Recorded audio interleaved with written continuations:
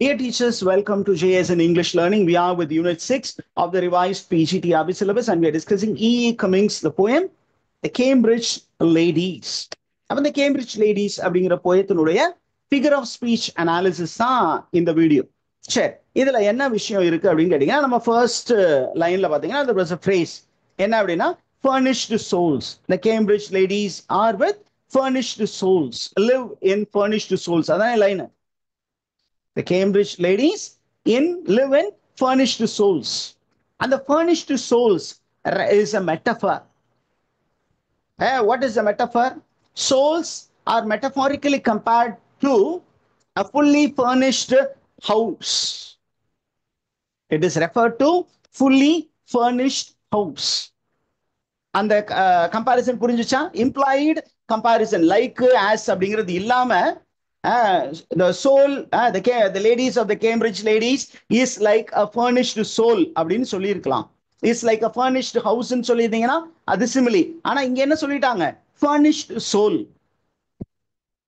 புரிஞ்சுதா? அப்போ உங்களுடைய ஆன்மாவை வந்து ஒரு டெக்கரேட்டட் சோலோட அப்படியே ஓவர் இம்போஸ் பண்ணியிருக்கிறாங்க. அப்ப என்ன சார் மீனிங் அப்படின்னு கேட்டீங்கன்னா, நீங்க ஒரு வீடு வாங்குறீங்க அப்படின்னா உங்களுக்கு பிடிச்ச மாதிரி என்ன பண்ணணும், அந்த வீட்டுக்கு கேஜெட்ஸ் வாங்கி உள்ள இன்புட் பண்ணணும். ஒரு ஆன்மீகம் என்பது நீங்களா தேடி போய் உள்ள ஒரு சில விஷயங்களை ஏத்துக்கணும். ஆனா இவங்க அந்த மாதிரி தேடி போகல, உண்மையாலுமே அதை அனுபவிக்கவில்லை. அனுபவிக்காம என்ன பண்ணிட்டாங்க, அவங்களுக்கு ஒரு சில படிப்பினைகள் கொடுக்கப்பட்டது, அதை அப்படியே உள்வாங்கி கொண்டார்கள். அதை வந்து அவங்க என்ன பண்ணல, ரசிச்சு ருசிச்சு சாப்பிடல, ரசிச்சு ருசிச்சு உள்ள கொண்டு போகல. அப்ப என்ன அர்த்தம்? They are artificial in faith. They have borrowed their faith. They have they are only living others' life, not their lives. அவங்க தங்களுடைய வாழ்க்கையை முழுமையா வாழல, அடுத்தவங்க எப்படி வாழணும்னு சொன்னாங்களோ அதுபடி வாழ்றாங்க. This is called the life of conformity. Is idea clear, teachers?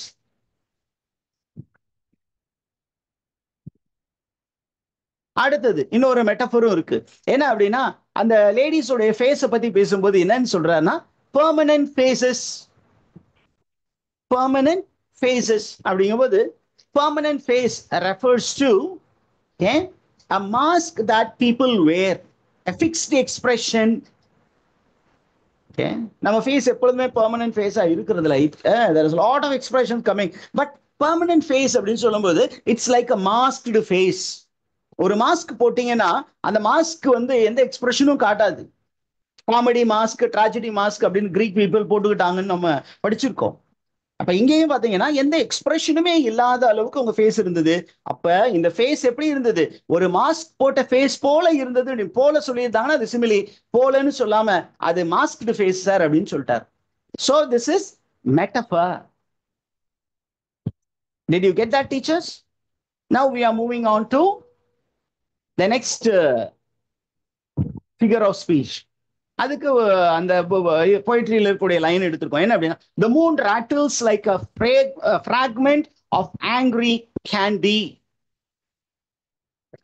அப்போ the moon rattles like a fragment of angry candy. அப்புறம் அந்த மூன் வந்து அப்படியே அந்த வானத்தில் நகர்ந்து போறது. அது வந்து முழு நிலவுல இருந்து அப்படியே கரைந்து போவது, கரைந்த நிலவுல இருந்து முழு நிலவா வருவது எல்லாமே it is a subject for meditation.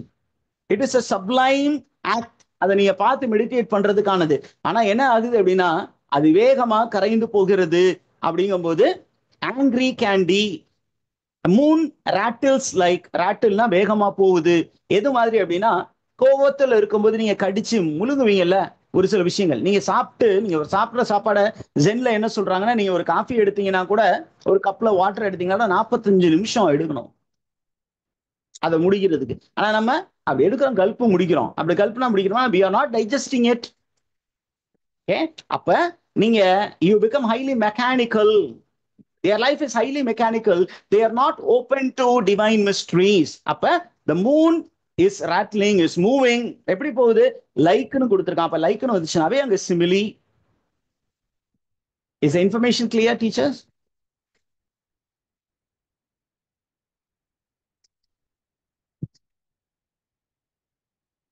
அடுத்தது இந்த போயத்துல ஐரணி பயன்படுத்தி இருக்கிறாங்க. ஐரணி பயன்படுத்திருக்கோம். அதுக்கு இன்ஸ்டன்சஸ் நமக்கு இருக்கு போயட்ரியில.